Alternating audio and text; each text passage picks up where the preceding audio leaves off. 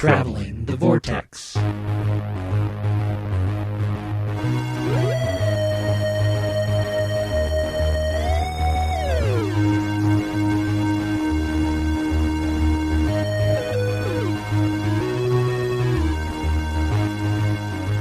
We've joined the Doctor as he travels the Vortex and arrive at episode number 318. And remember, just because something's imaginary doesn't mean it can't hurt you. I'm Keith. I'm Sean. I'm Glenn. How are you guys? Very good, thank you. I'm sore. Why are you sore? I'm tired. I put my deck back together finally after about 6 months of it laying on the ground and me going, oh, I really ought to fix that. It's just too cold this weekend. And then finally it was so cold for so long. Finally we got a 70-degree weekend and I thought, well, I can't put it off any longer. You two should have combined efforts. Yeah, since I did leaves. Knowing what you did, you could have bagged all the leaves up, and Glenn could have balanced the deck on top of it. That's all you would have needed, too. Easy peasy, lemon squeezy. I'd have come over and helped for that. Yeah, so if you hear me sniffle, that's why I did leaves, and so my allergies are now flaring up. I'm sorry I spoiled that. That's okay. How was your week, Sean? I'm angry. I don't have a reason. I thought maybe it's you because didn't you're do not leaves or I didn't do leaves. I thought didn't maybe build it's a because deck. you're not at Gallifrey 1. I'm upset that I'm not at Gallifrey 1. Everybody else on my Twitter feed was off having fun. Friday Night Who, and we were watching Daleks, and everybody else is going LobbyCon, and I'm like... Looks like everybody had a good time, though. Did you watch anything this week? I watched Swiss Army Man. How was it? Weird. Really weird, but really funny. I did not expect it to be as funny as it was. Daniel Radcliffe in that, it just nails it. He is so funny all the way through. Have you heard of this one? So it's Paul Dano and Daniel Radcliffe. It starts, Paul Dano is stranded on an island, and this dead body washes ashore. Oh, I think maybe I have heard of this. And so he notices that the dead body starts passing gas, and realizes he could ride the dead body like a jet ski to escape the island. This dead body has superpowers and slowly starts coming back to life. It's really weird, but a lot of it is so funny. Okay.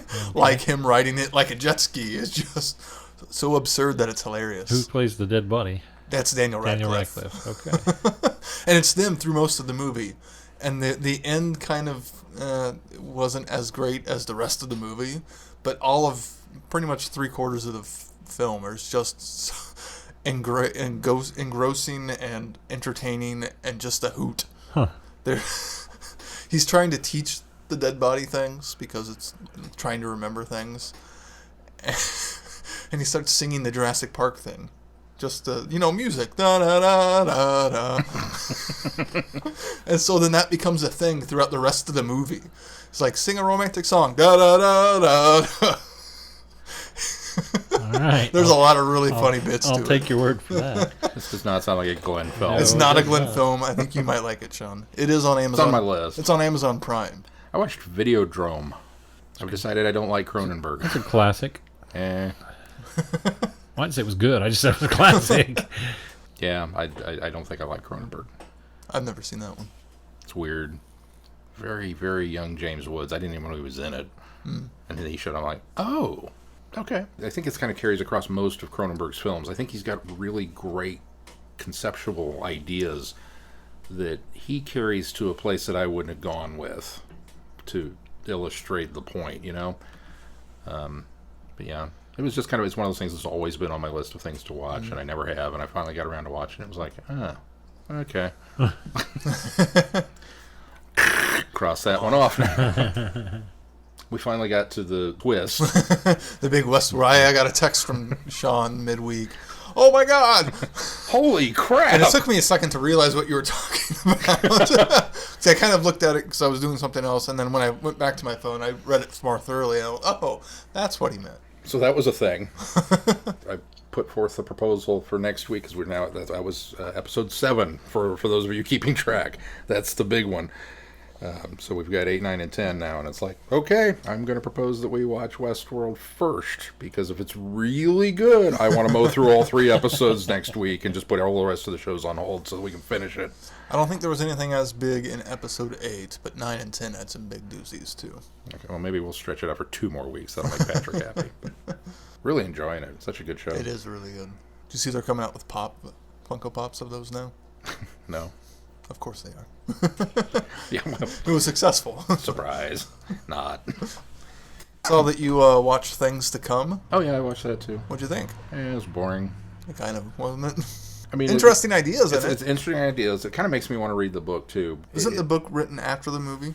Isn't that how I remember that? Wasn't this written for screen first? It might have been. I think that's why H.G. Wells is it's credited as H.G. Wells' Things to Come. Yeah. And then he did the book later. I don't know. It kind of just it reminded me of War of the Worlds. You don't have to look it up. You're right. Without any of the He good wrote. parts. He wrote that. Oh, I knew that. No, we knew No, that. he part. wrote the things to come for the screenplay. Too. Oh, for the screen. Yeah. Okay. But did the book come first or the screenplay? It was the screenplay. It was written for the screen. Technological marvel. I mean, for being done when it was done, to look the way that it did was like, wow. Yeah. But it just But it was also underwhelming. very Because underwhelming. nothing yeah. really happened in the things that... I guess had the story served the visuals as much, it would have been better. I don't know. That's about it. I didn't watch much else. Did you watch anything, Glenn? Nope, I don't watch anything. You stopped I watching don't watch things. stuff. I watch John Oliver. I watch the little things that I usually watch. Modern Family, those kind of little things that I can Weekly shows.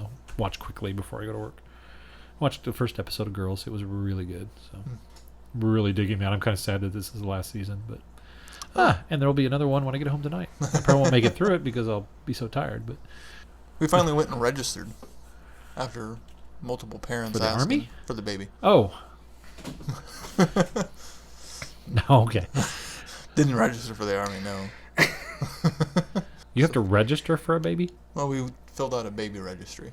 Oh, for presents. Yeah. Oh, where at? I wondered Babies where he Are was Us. going with this. Babies Are Us? You knew what I was talking about, I didn't knew you? because I got excited. It's like he got to use the gun, and Glenn's over here and He was selective the one that talked service. about how great the gun was. What are you doing? The gun is awesome, but It was pretty cool. I suppose you could say that for the Army, too. Depends on how you feel about guns, I guess.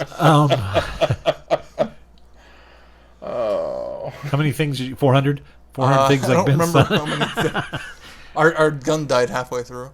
So I didn't. That you don't want to happen in the Army. I didn't get a full total. I think it's close to 100 things. no more bullets! Close to 100? Close to 100. Probably underdid it, but We'll have to go look at it. Did you just go to Babies R Us? yeah. We set up an Amazon one too. No, don't do that. Well, too late, we did. But you don't have to go to that one. Don't worry. Okay, I won't. Actually, I might go to that one. It'll be easier and it's shipped free to my home. So, That's kind of what we were thinking too, in case there wasn't a Babies R Us near people. but I do have a Babies near us near me. That's It's true. right next door to the Army recruiter. Even easier, you could shop on Amazon, have it shipped to his home, and send him a message with present. Here you go. I like that. That's better. Yeah, there you go. There's not a lot on that. We were waiting to do the Babies R Us one to kind of get an idea of what we needed to register for and kind of what we liked in person before we added stuff to the Amazon one. It's kind of hard to do on Amazon just because you search for something and there's so much. Yeah. It's hard to narrow down what's good and what's Right. not and what you like. At least on Amazon, there's reviews, though. So That's you can true. go, oh, this got But 5 then- stars. But then you can't touch it and see what it feels That's like. true. I'm really excited about the stroller and car seat we got, or we registered for. It's one of the ones that has you take the Good. You take the bad, you take them both, and there you have. facts of life. You take the Which is how you wind up with a baby. It's one of the ones where you take the car seat straight out of the car and go straight into the stroller. Ah, yeah. Okay. Those are nice. Yeah. And so then we we didn't did- have we- one, but we wished we did. We found the car seat we liked, and then we went and found the stroller to match it. And so we're going to wind up having 2 actual car seats, and then we put a separate base on for the second car. Yeah, that's a good idea. So now we have 2 car seats with 2 bases and 1 stroller. And hopefully another stroller. I want to get a jogging stroller for when we walk Cody. It'd work better on their brick sidewalks. You should make Cody walk. No, don't let him ride in the stroller. He wouldn't want to. Oh. I was thinking of just lashing Cody to the stroller, That's where my and I'll brain just went jump with on it. the back and he'll mush, pull us. mush, mush. The way he pulls sometimes, he could do it. And you could dress him for Christmas. You could be the Grinch, and he'd be Max with a horn on his head. That would be really cute. By Christmas time, Keith would be about 230 pounds because he wasn't getting any exercise I anymore. stopped walking everywhere. Who knows where he would take me, though? He would get a scent and just, no, don't go across the street yet. I don't understand why you're gaining so much weight. I don't either. I'm walking every day. Twice. Cody and I go for a walk. The pedometer says I'm going 2 miles. I don't. You playing any Pokemon? I have been, yeah. Gen 2's new, out. Yeah. Yeah. Generation 2 New Pokemon stuff. out now. Reinvigorated the game a bit. Was a bit annoying when I first got on Over the Thursday at weekend, about yeah. 6 o'clock. I got on, I was like, yeah, all right, new Pokemon. Oh, servers are slow and sluggish and buggy. And I thought, oh, God, here we go again. But about 2 hours later, it kind of leveled out. So Everyone was jumping on to get the new stuff. Yeah. You think Niantic would have known that everybody's going to jump on it at launch time, but whatever. Anyway, it's been good. With the release of Gen 2, I think I'm going to have to finally spend some coins to upgrade my Pokédex. Yeah, that's what I Now had there's to a do. lot more Pokemon to catch and Yeah. keep, and I'm running up against that ceiling. So I've actually upgraded twice just because, well, I've nearly filled my Pokédex before the launch of Gen 2. I only had like maybe 3 that I didn't have that weren't the region-specific ones. So I had already upgraded my storage unit, but that's fun. I like it. I'm still enjoying I it. just evolve them or, transfer them, get candy, whatever. Yeah. And I get my little... But yeah, now it's like, it's Yep. like twice as many. And it's getting warm again, so we can get out, get walking again. So Yeah. that'll be good. Got to catch them all. Twitch. Let's move on to news. What's in the news? In the most recent issue of Doctor Who magazine, a fan asked Moffat if we can expect to see the return of William Hartnell, Patrick Troughton, and John Pertwee in a future multi-Doctor story using the Rogue One CGI method. Moffat's response was, well, like every other Doctor Who fan, that was my first thought upon seeing Rogue One. But word on Media Street is that Star Wars might have a tiny edge on us, budget-wise. He added, I'm fairly sure those are quite expensive movies, and possibly that sort of thing might be a bit beyond us for now. More importantly, will the software ever exist that can recreate the comic timing of Patrick Troughton? That's a very important question, Stephen. I can see it now. Good news. We've resurrected classic Doctor Who's in order to bring them back CGI, and it's going to be great. This will be the best ever. The bad news is we're doing 1 episode this year. Yep. Here, you guys are going about this all wrong. You already did. We've got Peter Cushing. They just need to slap a new coat of paint on his outfit, and we've resurrected the Doctor. Wrong Doctor, Sean. Doesn't matter. Lift, paste, you're done. And we all know Glenn's chomping at the bit to get those films canonized anyway. Hey, yeah. If we can do it, let's Maybe do it. we could finally get the 3rd one made. Christmas special. Yeah.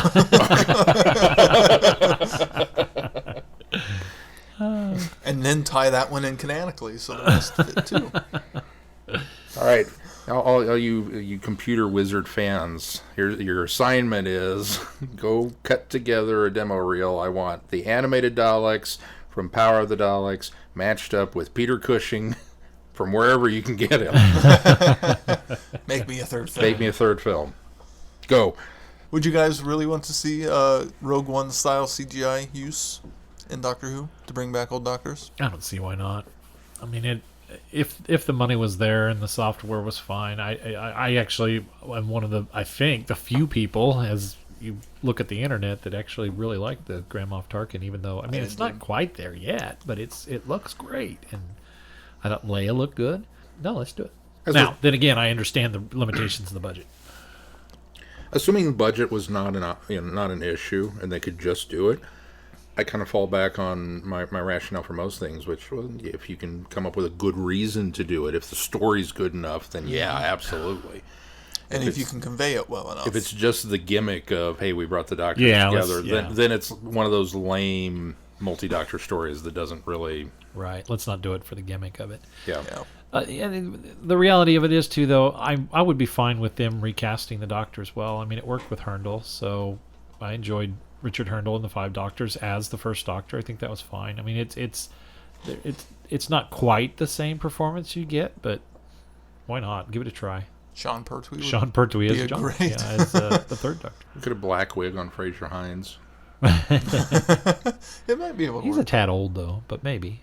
That might work. I still want Frasier to come back with PCAP, though. Oh, yeah, I would love Oh, I'd yeah, love yeah, Jamie to just come this back. fake- yeah. PCAP, Just bring Jamie absolutely. back. Why couldn't we got Jamie instead of Nardole? If they did it well and had a good story behind it, I would be okay with it. I do worry that a computer or whoever was conveying, unless it was Fraser Hines, wouldn't have the energetic or comic timing of Patrick Troughton. That would be my only concern. Or be able to really convey John Pertwee's voice. I mean, some people can't quite do that right. It's a big part of the performance. If you Oh, can't yeah. capture all of it, then there's that little... You can make somebody look like them, but you have to make sure they sound like them, too. Yeah. The likelihood of it ever happening anytime soon is probably pretty slim. Well, I like how Moffat sidestepped it, too, because normally when people ask her, is it going to be a multi-Doctor episode, and he complains about, it was such a horror to write, I would never do that again, yada, yada, yada. Well, And this time it's just like, they've got more money. I've already got season 10 written. Yeah, he's out the door anyway. So. I mean, he could have answered that with, ask Chris. Yeah. In the same issue, he also mentions that, who knows, maybe we haven't seen the last of River, which I hope is on TV is not the case. Yeah. I would let her have audio adventures and book adventures outside the Doctor or with previous Doctors. That's it. I agree. As much as I love River, and I love River, I feel like she's run her course. And, of course, admittedly, I'd felt that before. And then Husbands of River Song came along and really kind of... That really, nicely tied up the bow with all the loose ends that... You know, as bad as the metaphor is, put the nail in the coffin. Yeah, really. The final one. It's okay. Her story for the Doctor at that aspect is done. Yeah. Unless we're going backward, seeing other previous stuff like Big Finish is doing with her stuff with 6 and 7, which are fantastic. Don't sully it. Yeah, it would kind of like bring Clara back again. It's just like, I don't think we need it, you know. No. It's like bringing Rose back, you know. Yeah. Fans keep clamoring for it, but we all know fans don't necessarily need these things that they claim they want. What they want is not always what's in their best interest. Yeah. That is true. Well, let's move on to feedback. Who's in feedback? Ben wrote some feedback this week. Hi, Ben. I hope this finds you all well and that you have all enjoyed the holiday weekend. Valentine's Day? It's President's Day weekend. It Oh. only affects Ben because he works for the post office, so he's actually off tomorrow. I've enjoyed it thus far, he continues. It's been abnormally warm here, so we took the opportunity to have friends over for a fire in the backyard. We also took the puppy to my mom so she could see her. Bailey, the puppy, is half border collie, half golden retriever, by the way. I saw the video of her playing in the leaves. It's so cute. There are pics and vids on my Instagram and Facebook if anyone is interested in seeing them. Moving along, my books from Waterstones have both shipped and made it across the pond. Yay! Is There Life Outside the Box, the Peter Davison autobiography, wasn't immediately available, so it shipped separately from the Pirate Planet. For the first time, an intern's order of mine had USPS tracking on it, so I have been able to track both books' movements within the UK and now here in the US as well. To me, being on the delivery business, specifically USPS, I find that very cool. As a side note, Peter's book has overtaken Pirate Planet movement. It's blazed through customs and is here at the local processing plant as we speak. Pirate Planet won't be far behind, though. Sean, yes, I am an avid reader and put in as much time as I can get away with. Having said that, my progress on Goodreads Challenge isn't all that impressive. As I mentioned before, I'm trying to expand the types of materials I read. In that vein, I began last year to do comics again. I hadn't read them consistently since I was a kid. Those generally accelerate my progress on Goodreads as they are very quick reads. They are plain to log in, though, because you have to search the issues by author. I've yet to get one to come up in a search based on title.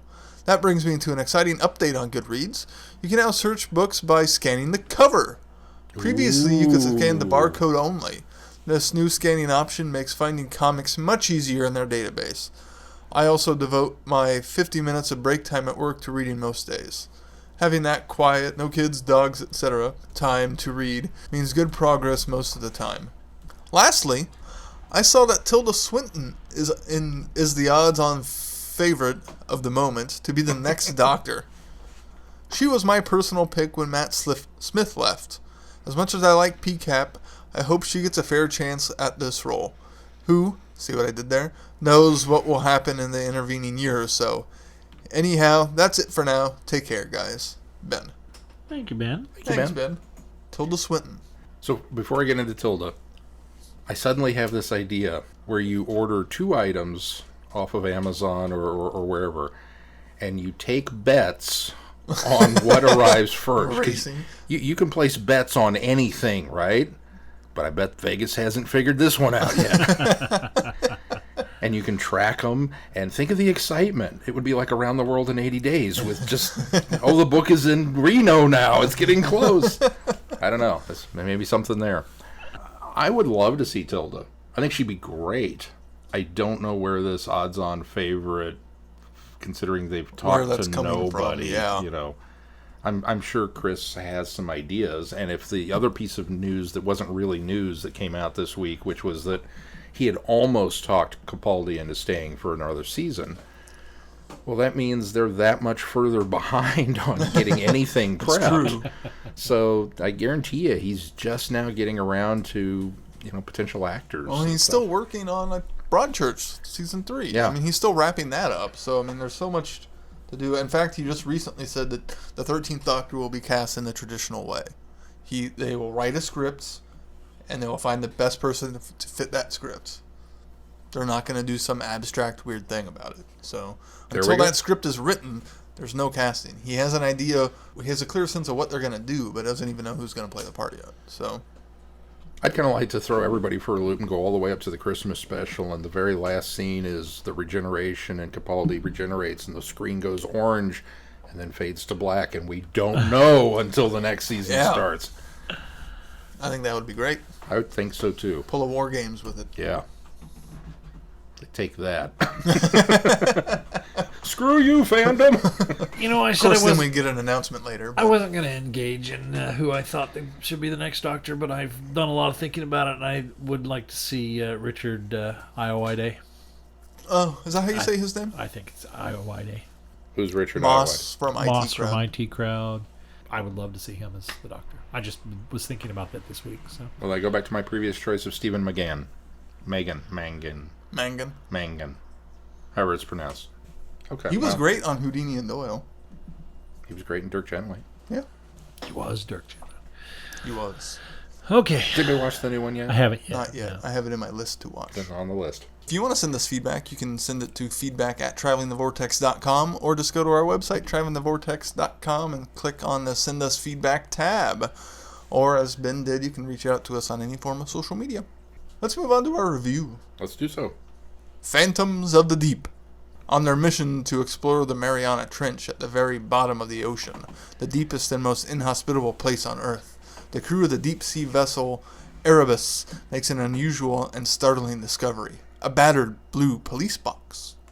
As the Doctor, Romana, and K9 join them on their journey, submariners soon discover that the TARDIS is not the only unusual thing lurking on the seafloor. Super-intelligent squid, long-lost submarines, and their miraculous occupants are only the start of their troubles. The goblins are coming, and they won't let anyone out alive. Bum bum bum. Bum bum bum bum bum bum bum bum bum bum bum bum bum. I liked this one. I wasn't overly wowed by this one. It had a few little issues that I had with it. The kind of the main one is the idea that Tom Baker donned a scuba suit and went swimming. And I understand that within an audio format, you kind of have the same freedom that you do with a comic book. It's like, well, there's no budget, so you can. Well, there's a budget, but it's it's just whatever you can describe happening. But this is not something I could see happening in the show, so it was Wasn't there one a time further he did step swim, removed. No, the 5th Doctor swam. Maybe that's what I'm thinking of. Yeah, I couldn't see the Doctor doing that. Now, admittedly, I also, listening to these, I still have a little bit of an issue falling back into its 70s era Tom, because I don't hear him. I hear current Tom, and I struggle with that a little bit. I think he does a great job, but I still hear older Tom. And so then when he gets into an action scene, it's like, I'm not quite buying it. But I thought he did great in this It's just one. me, But I didn't have as much issue with this in this story as I had previously. like I said, it's a little thing. With that. The other thing that I was I didn't like, I was I loved K9. And the little jabbing joke about, do you need me to carry you? Negative. I'm perfectly capable of rolling across flat metal. Which was just, But then he gets taken over. I mean, because I was really worried that we weren't going to get K9 in the episode. Yeah. You know, There's a lot of K9 There's in this. And there's a lot of K9. And I was like, great. But then he gets possessed. I'm But like, only a brief period of time. Twice For a brief period of time. Yeah, but I just think it was weird that K9 got possessed. Nobody else really did. I mean, they had the mental influence, but it was just, I don't know. It just felt strange to me that was the reasoning behind that. So Well, it was utilizing, and they pointed out that it was utilizing radio waves in order to control him. Right. Whereas it was using a psychic connection to not even control, but to boost the brain power of the human. So I actually kind of like that, because it was like utilizing two different forms in order to get what it needed. But then everybody got telepathic, and the doctor didn't pick up on it. Yeah, That seems not right strange away. to me that you have Well, Time even Lords who Romana, are... I think, yeah. should have picked Yeah. up on it a lot sooner than she did as well. I said, I'm not complaining. I still enjoyed the story. It was a fun little adventure. I love submarine stories, so that had that going for it. And there were some very cool bits to it, but there were just a couple of little idiosyncratic things that, when they all started to pile up, suddenly became, this only happened because you needed it to happen to serve the story, and it didn't really... And once, you can't do that. Once the telepathic aspect developed, I liked how they were able to use it as a shorthand to cut down, like, what would have taken more time-wise. Especially being in different locations. Yeah, and the communication aspect of it. That was kind of neat. But then it almost felt like sometimes they played fast and loose with locations. Like, wait, how are they there already? And they shouldn't be. Like, I had trouble sometimes following where people were at different times later on in the story. I think the only thing that was a tad confusing at times was the fact that when they were highlighting the psychic connection and how they could hear each other when they weren't even near each other, when one person would start something, the other person would finish what was being said. That was tough, because sometimes it was the doctor and the other doctor at a different location when it was being finished, and it took me a second to realize, we've switched to the other location. Yeah. But I had a little trouble keeping track of Sawyer and Terry, too, of who was who. Their voices sounded almost too similar to me. Do you have the cast list up? Was Katarina Olsen in this? Nope. Who played the main doctor that's not the doctor? It's Alice Krieg. It is Alice Krieg. Yeah. Okay. It's the Borg Queen. The Borg Queen. Oh, okay. I knew she sounded familiar. I just couldn't place her. She didn't sound as evil as normal. She's one of those people that shows up on screen and I instantly hate her and I'm creeped out by her. Because of the Borg Queen? Not just that. Oh, not just that. Okay. Sleepwalkers. Silent Hill, Sleepwalkers is a good one. I forgot that she's does a lot of those. She's a lovely lady and a brilliant actress and creepy. Yeah. Well, she's almost like what's her face from One Flew Over the Cuckoo's Nest and Louise DS. Fletcher. Yeah. She shows up on screen and instantly it's like, no. You. Boo. It's like Umbridge showing up out of somewhere. Angry recognition. And then creeped out recognition. I want to give special thanks to Jonathan Cooper, who wrote the Showstoppers. Because of him, I knew exactly what they meant when they were talking about the Savannah-4. So that's true. So thank you, Jonathan, for enlightening me early enough on that I keyed right into what it was this time. I like the idea of this ship coming down with the race memory and them trying to revive, and had it landed elsewhere, it would have gone so differently. I think that was all. The gem of the idea in this story was phenomenal. Yeah. So overall, I thought it was good. It was fun. All of the Fourth Doctor stories that they're doing in the Fourth Doctor Adventures, and I think it's because it's such an encapsulated story. I think that's why the Eighth Doctors work as well. Not that I don't like the longer form Big Finish mainline stuff or main range stuff, but these always seem to be just these nice, quaint little packageable nuggets of Doctor Who, and so that has it going for it. And then when they're able to tell a pretty good story, I think that works well. And I thought this was a pretty good story. I agree. I think the idea was was even better than maybe the delivery of it. But overall, I quite enjoyed it.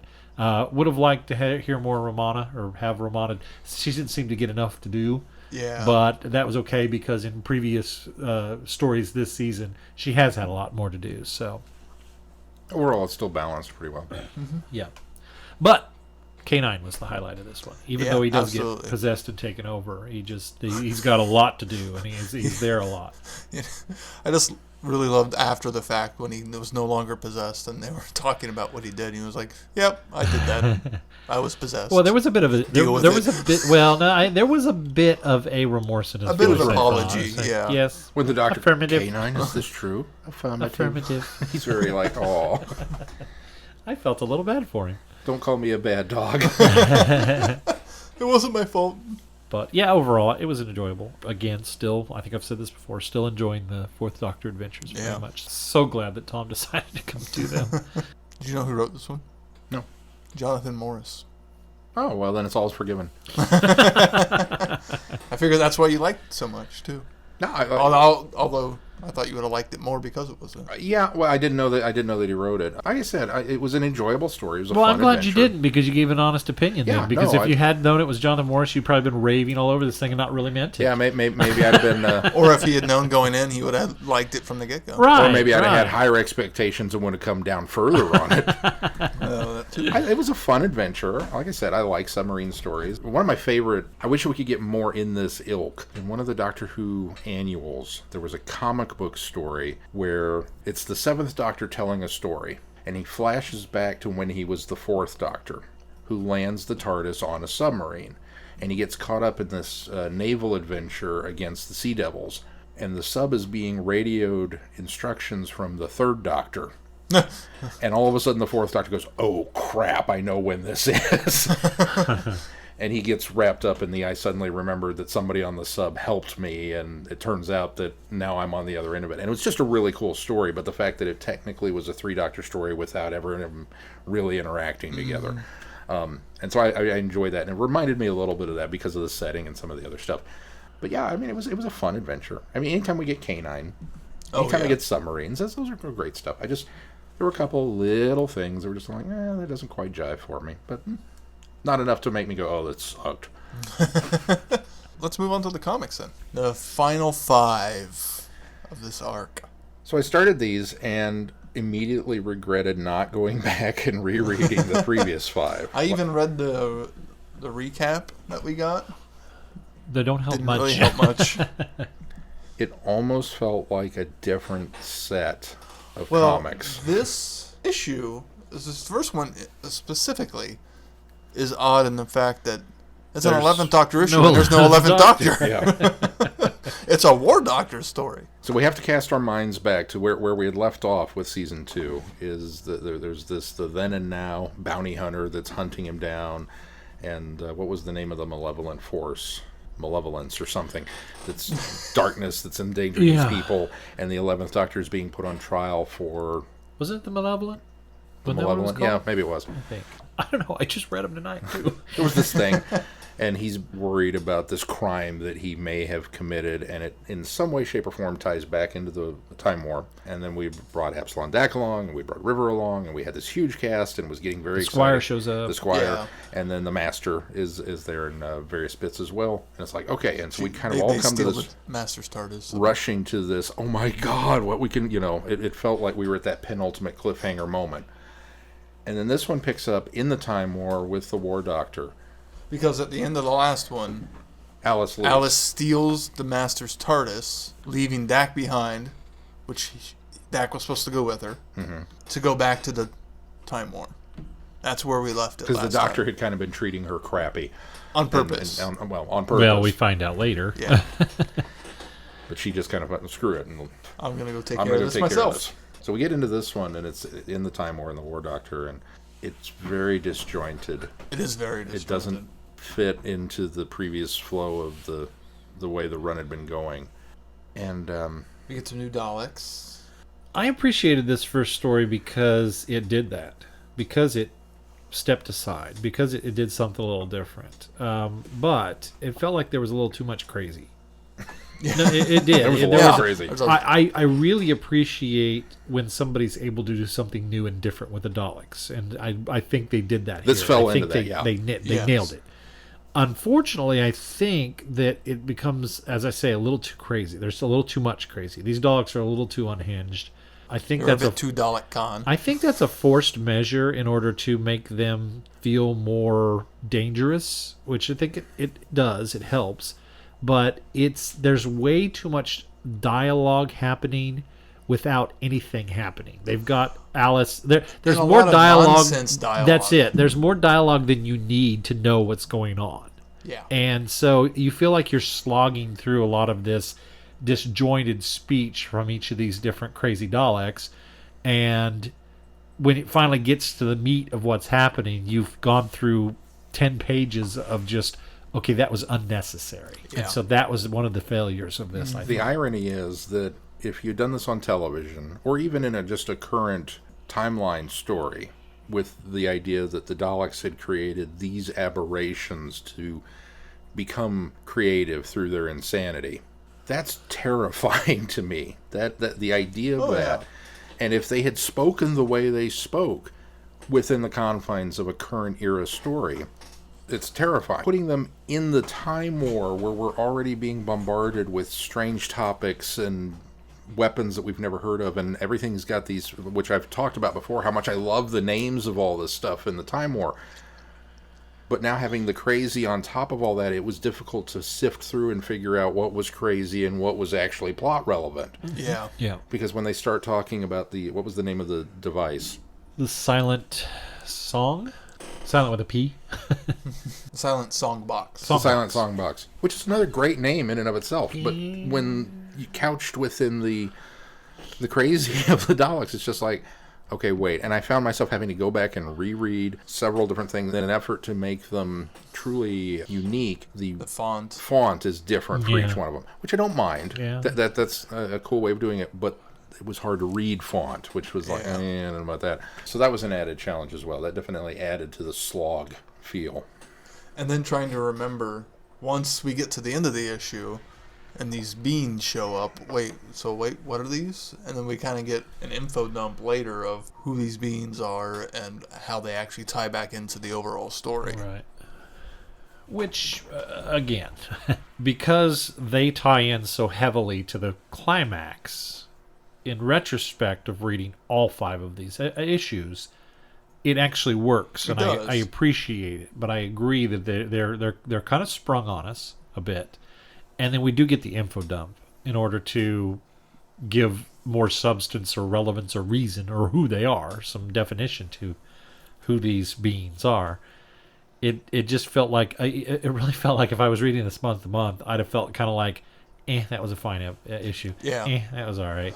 Well, Reading them together as an arc, it actually works better. But and what this one and the next one specifically do more so is filling in that backstory of figuring out who the Squire is, who the Squire is, what the Doctor allegedly had done right? previously to put him on trial to kickstart this whole thing. That's the whole thrust of these 2 issues, is to fill in that backstory. And just there's so much other stuff that they got to try to introduce to make what they're going to do later also make sense.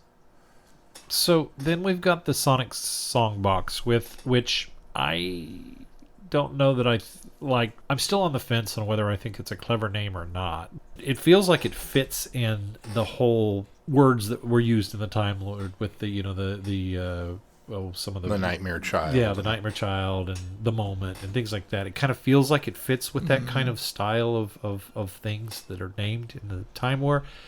But it also feels almost like, we got a little too clever with it to me. So I don't know. It's kind of weird. It's The one of other- those names that only works in print. Yeah. The other thing I kind of don't like about the Sonic Songbox is Silent Songbox is that Sonic Songbox might have worked better. Silent Songbox is the fact with a P is the fact that it felt almost a little too much like the Moment, not the device itself, but the instance surrounding The idea the behind idea surrounding. Well, not even the idea. So much more the theme of it was too similar to the Moment for me. It's the War Doctor taking extreme measures, which I think he did. That's within his purview as the Doctor, or within his definition of his character, but it just felt a little too much like the moment. And I appreciate where they went with it and what they did with it, because he does destroy it, because it's not the right thing to do, but it just felt a little bit like a rehash of the moment theme. It's the War Doctor having to come to grips with using a super weapon to commit genocide. Done. I mean, it's we've been there. And clever though it was, it didn't... You're right, the theme is familiar enough that it didn't strike out differently on its own enough. And then to find out that that's kind of the big thing that's tied back into this.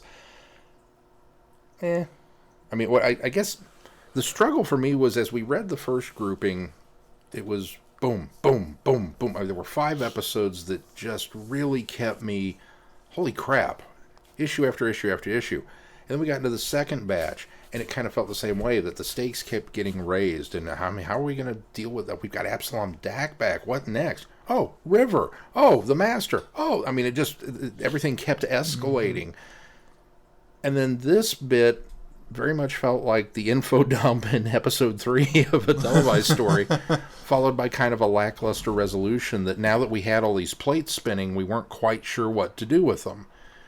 And okay, so the Daleks are behind it all, and we get back to the planet with the original trouble, and the godlike beings that are introduced in the backstory are now tied to these people, and we find out that they've got this, they're irrevocably tied together. They were their gods. They were their gods. Yeah. And that's the wiping out of the gods was what had cursed these people, or they implied that they were wiped out, even though they weren't. Is that what it was called? The Malignant? The Malignant. Yes. Yeah, okay. Sorry, it just came to me. And the fact that the then and now was actually created by the War Doctor to protect Alice. Okay. Yeah. But then there was, I don't know, I didn't really get the bit with the Master and the brain tumor and what happened there. That's what I felt was left.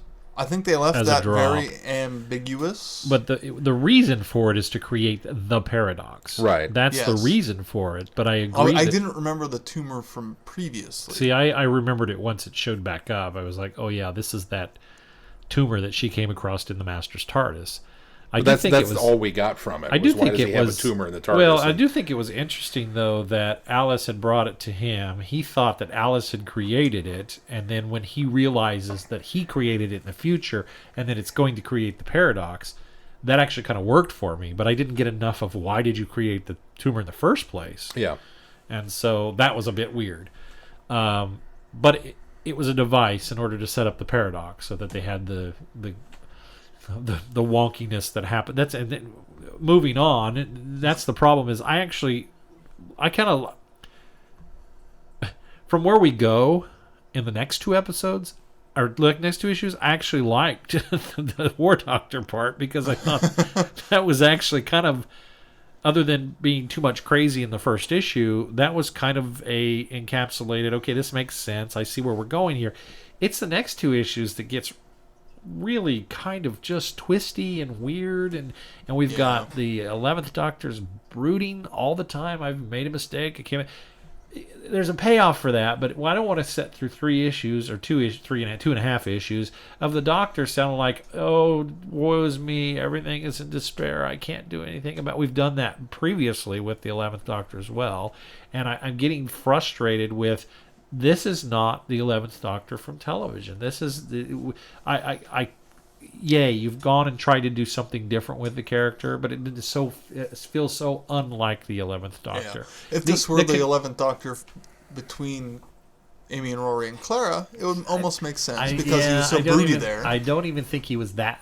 He wasn't this broody. Yeah. Now, we find out that that's all an act, because he really does have something clever, and that's the 11th Doctor I like. So the means justify, or the ends justify the means eventually, but we take too long to get there. Mm-hmm. There's too much of this prattle. There's a lot of prattling going on in these issues here that I felt like, this all could have come about a lot sooner. We were trying to stretch out an entire year of comics. I understand why you're doing it, but we're talking 15 issues, which could have easily been a 12-issue story arc and just kept it in that 1 year. But well, and the Doctor's overall plan, it feels something more Seventh Doctor would do as opposed to 11th. Bit manipulative. Very manipulative maybe the entire time. Maybe even 10th Doctor-ish. I mean, I could see the 10th Doctor setting something up like that and then going, oh, surprise! But he'd have been more smug about it, too.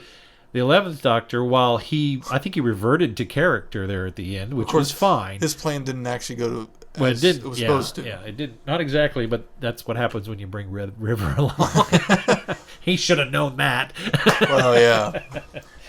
Let me get this straight. You formulated a plan that involved Abslom, Daak, and River's song as your linchpins. Well, this was not well thought out, Doc. He underestimated the stupidity of Daak and the brilliance of River is what he did. Yeah.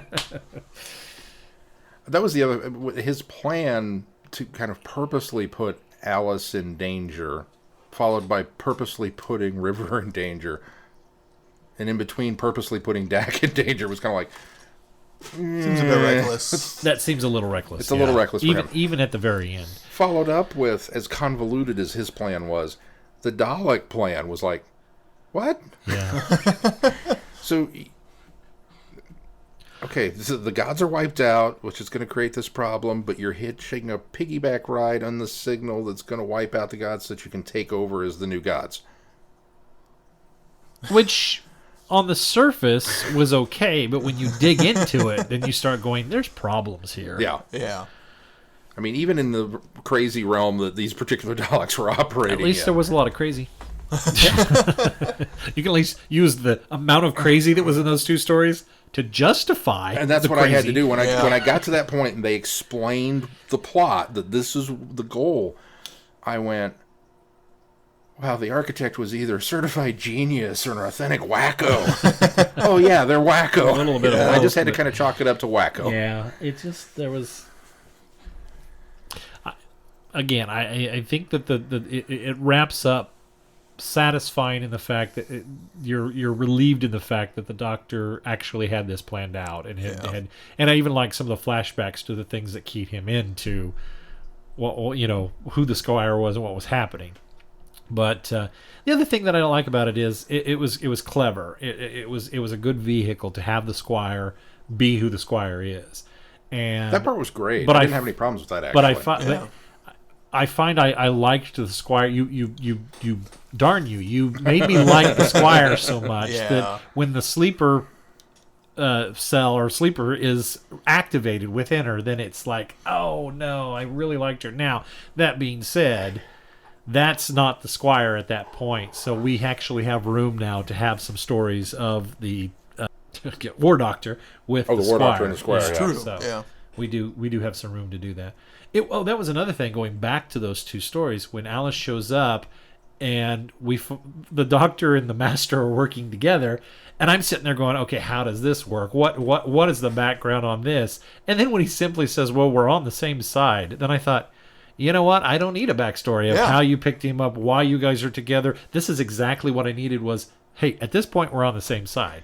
Because, I mean, we got the backstory in Utopia and Last of the Time Lords of the High Council pulling him out of the Eye of Harmony or whatever and reviving the Master, giving him a new set of regenerations. And in fact, I like the fact that we get down to he leaves and it looks like regenerates into a young Derek Jacobi. Yeah, goes off. Let me correct you because I think that's what it was. But let me correct you. I think it's always been assumed that he was plucked from the Eye of Harmony. But there wasn't a line there was a line that they revived him. There was a line that he ran from the Time War. I'm pretty sure there was a line there. I think there's a line that Time Lords brought him back. Okay. And gave him a new set of regenerations. I don't remember that either. I remember us assuming that's what happened. I thought there was a there line. might have Maybe been I'm a wrong, revive. but I thought there was a line. I don't know that there was. They gave him a new set of regenerations. But maybe somewhere along there is. I could maybe I'm reading way Either too way, much into it. it still worked in that. Yeah. Maybe I'm reading way too much into it, but I could have sworn that explained how he got out of the TARDIS. from being digested, was that he was resurrected by the Time Lords. But we knew that he ran. That part was accurate. So it was cool to see the fact that this is at the end of that leading into the Jared Jacoby stuff. Okay, cool. Yep. I couldn't... I was really trying to wrap my head around, why is he a kid? Why is he a kid? Why is he a kid? And it wasn't until that line, or the perceived line, that they plucked him out of it as a kid. Oh. So it's not set where I thought it was set. Well, the Master essentially got to start over. Yeah. That's what happened when they pulled him out. I mean, he's still nuts, but Harmony. Yeah.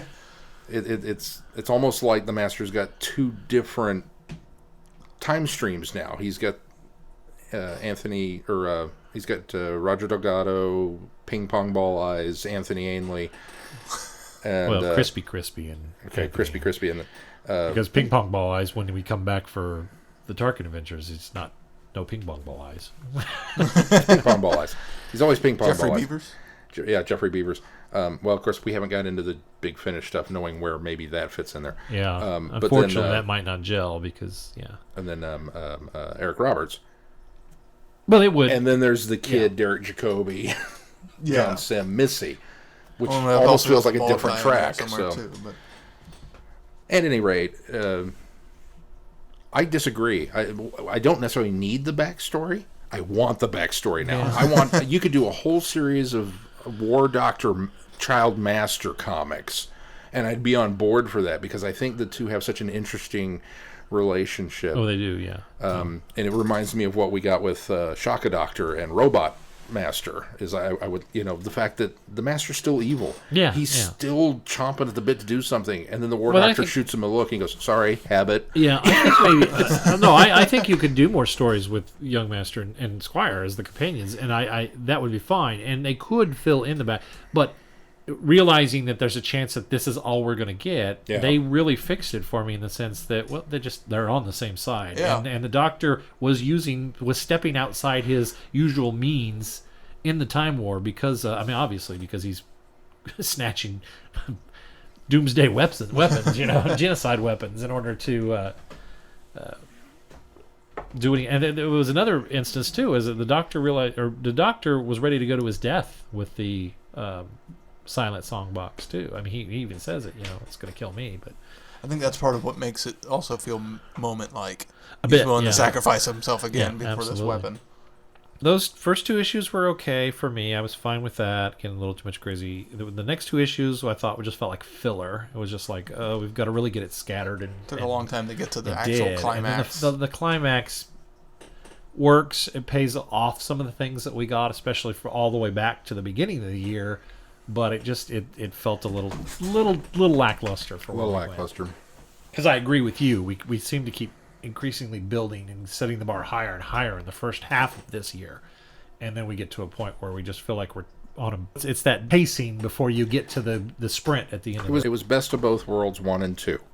It had a phenomenal lead in, and we resolved it, but maybe not as good as what this part was. Yeah. And I can't imagine that everything's going to be okay between Eleven and Alice. Well, that's the other thing. And I want things to be okay between them. I can't. Part of me wants to go back to the status quo because I think it feels a little. I go back to that old adage. It feels a little more like Doctor Who when you have the status quo. But on the flip side of that, I didn't know that you can go back to that, and I do appreciate that they're trying to do something different in the comics. Yeah, I just am curious of if this will carry through to year 3, or if some of that baggage will be left behind. Right. We know Alice is returning as the companion for season 3. So. Yeah. What do you think of the ending? I love the fact that Daak gets to go back and... Oh, the ending was great. In fact, I would love to see Adventures of Daak in the Time War now. I was really mad that they killed off Daak, 'cause you guys know. I knew you were going to be. I like Daak. And Glenn's going to be mad. He gets killed at the end of issue 11, 12, 13.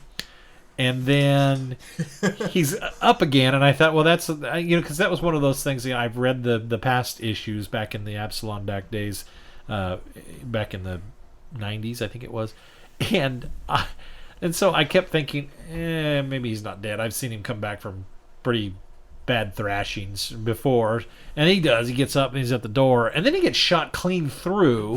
And then I went, okay, you're just teasing me now. That was mean. When that happened, I thought, oh. That's what I mean. That was mean, because I went from the one shot going, okay, maybe there's a chance he's not dead, to the second shot going, oh, okay, that finished him off there. And so I was... His I was guts And then are you hanging go out. the rest This one's of over. the issue without seeing him again. Yeah. And so then I was like, okay, they've killed off Daak. Darn you guys.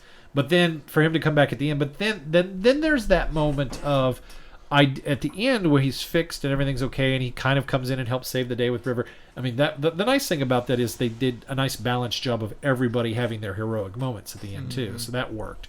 But he comes back, and then I thought, well, we can't return to the status quo here now. This isn't going to work. We can't have next season be Alice and River and Daak and all this. You can't have. We don't want the crowd Right. TARDIS next year. And so I kept thinking, now what do you do with the Daak character? And so to get to the point where he does, can you do one more favor for me? Here and now takes him back. I was like, oh my gosh. Yeah. Now I want a whole standalone series of Abslom Daak fighting in the Time War. That's what I want now, because that Perfect It place really for him. reset Daak to his core from the 1990s comics, where he was just out killing dogs. I mean, that was cool. It felt a little bit like a cheat, because when he was killed, and he was killed so violently, Yeah. and no question about it. It wasn't off camera. It was boom, and he's got a hole in him, and his guts are hanging out. And I thought, this whole run Who too? has been paradoxes and back and forth time travel. He's not dead. It was too final for it to be final. I just didn't buy it. So then when he gets up and he's like, come on, go kill some Daleks, I was like, yeah. It's only a flesh wound. So the medical robot that apparently being his dead wife, but not. I mean, I think it just projected. This is the images. TARDIS projection. That's doing what I its wondered, thing, is right? if it was the TARDIS Okay. projecting that, or if Daak, who's so obsessed with his wife, just thought, oh, I'm Hallucinating. dead, so I get to see my wife now. That makes sense. You're here now. I get to talk to you because we're both dead. So I didn't know how Either much of way. that was him projecting or the TARDIS projecting. But yeah, either way, that worked though. That was cool. Yeah. Because who else would allow them to mess with Daak besides his wife? So it worked. So I don't think he would have trusted anybody else. Maybe the Doctor, if the Doctor had been there, but the Doctor's not there. So. Yeah. Yeah. I had better hopes for the finale of the whole I did thing. too, and maybe we just overall built it end. up so much off of the first run that they couldn't possibly live up to those expectations. But Yeah, that's like I said, it probably true. resolved. They did wrap everything up, and I don't think there's anything left standing that I have lingering questions about. I wanted a little neater of a box to Yeah. put everything in with. So, do you guys hope for Series 3 that they go back to kind of like how they did Series 1, where it's almost more like the 10th Doctor, but with more of a through line as opposed to just one long continuous story? I don't. I think I'm ready to take a year off on the continuous story.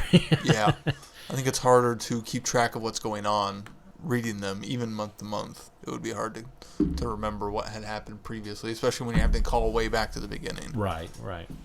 Yes and no. I don't think that it would be something they would do again, to do a full-blown year-long real arc. And because they kind of demonstrated, as we've had previously in Who with Key to Time and Trial of the Time Lord, that they don't really work. They're very lofty and they're very ambitious, and very rarely do they really come out and go, yeah, that was fantastic all the way through. They've all got these little things with them.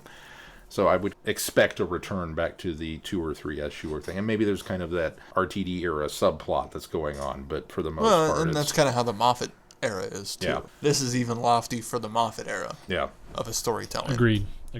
I will have one small addendum to my review, which is about the art, and I know that we don't like to complain too much about things like this. I've defended the artwork in the 11th Doctor comics because they're more whimsical, it seems like, than, say, the 10th Doctor or the 12th Doctor lines with the stories they're telling. And this one carried through with that for the most part, but I really feel like there was a distinct downturn in what was happening with these last 5. It felt like maybe some of the Dalek stuff was very well done. In particular, the Squire, when she began her transformation, which was just nightmare-inducing. It looked like there was an actual Dalek inside a melting clay human. Yeah, it just kind of was what the things protruding out that shouldn't have been, and glimpses of things that I didn't need to see. I mean, it was really, really astounding what they did with that. But then there were so many panels elsewhere that people weren't really even given sketched features. It was just almost a completely blank face, but they're wearing that outfit, so you know who that is. Yeah. And in previous issues, when they've done this, in the 11th Doctor line in particular, I didn't have as big a problem with it because the 11th Doctor seems to kind of have that, you just need to hint at his face and I know who it is and what's going on, because that's how Matt Smith kind of looks anyway. Yeah, he doesn't have sharp features. He doesn't have sharp features. Aside from the chin. Aside from the chin, it's just kind of, he's there. But it just seemed like the story maybe, that they were rushing to get to that conclusion to kind of wrap it up, like, okay, we're even done with this. It seemed kind of like even the art was like, okay. I don't understand what's going on in this panel, so I'm just going to put some people in it and call it good. But as it went on, I definitely feel like there was less and less and less attention to that detail. There was a lot of blobby form drawing as opposed to real. But then every now and then they'd surprise me. The 2-panel splash page of Daak riding out of the TARDIS on the thing, that looked great. So yeah, maybe I'm making a mountain out of some of the splash pages looked a little better than the main panels. Yeah, they tend to. Well, splash pages are splash pages for a reason. Yeah. So yeah, there was that kind of thrown in there as well. Glenn has no comment. Art is art. I mean, I wasn't. I've liked most of the 11th Doctor art. I wasn't as big of a fan in this 5 as I was previous 5. Art is art. They did better than I could. It's fine. Well, no, I'm not. Now, if you want stick figures, I can totally draw Doctor Who comics. They won't be good stick figures, but I can do it. This stick figure has a bow tie. That's the Doctor. Fez. And a fez. Maybe I'll get the red magic marker out. All right, Sean, what do we got coming up on the schedule? Well, next week on the schedule, Friday Night Who, our weekly Doctor Who watch-along. We are going to push play on parts 4 through 6 of The Power of the Daleks this week for Friday Night Who. And then follow that up with our episode next week where we will take an in-depth look into The Power of the Daleks. We're going to talk the story, we're going to talk what we thought about the animation and what they were able to do with it. We're also going to take a look at the fan-mounted film version of The Power of the Daleks, which I think Glenn mentioned is extremely rare and difficult to get a hold of, but we've been lucky enough to secure a copy, and so we're going to talk about that too. Then following week, Friday Night Who, we're going to have New Earth with David Tennant, and then some more Titan comics. We're going to look at the 10th Doctor series and wrap it up, which is issues 11 through 17. And we get a couple of extra bonus issues in there because they apparently ran long. And then the Big Finish mainline story number 82, The Settling, followed by Friday Night Who is Tom Baker and City of Death. And then our book review of the novelization City of Death by Douglas Adams and James Goss. So you've got a little bit of time there to 3 weeks. Start reading if you haven't already. There's some homework up there. Schedule is updated and posted on our website all the way up to Easter Saturday. And then the new series will come out and we'll pretty much be focusing on saying goodbye to PCAP for 12 long weeks. And I will be sad. And I'll be excited. And then we'll have a break until Christmas. Yeah, and then we'll have to find something else to talk about after that. And then we'll get to say goodbye to him. Right. All right, well, if you would like to support us on Patreon, you can go to our website, travelingthevortex.com, and click on that button and help support this show. 100% of that goes right into the podcast. Thank you to those who are already supporting us, and be sure to check out some of those links on the right-hand side of our page. Anything else we need to talk about before we close this one out? Nope. All right, if that's going to do it for this week, until next week, I'm Glenn. I'm Sean. I'm Keith. Cheers. Good night, everybody. Be seeing you. You have been listening to Traveling the Vortex. Doctor Who and all of its associated programs are owned and trademarked by the BBC. No infringement is intended or implied.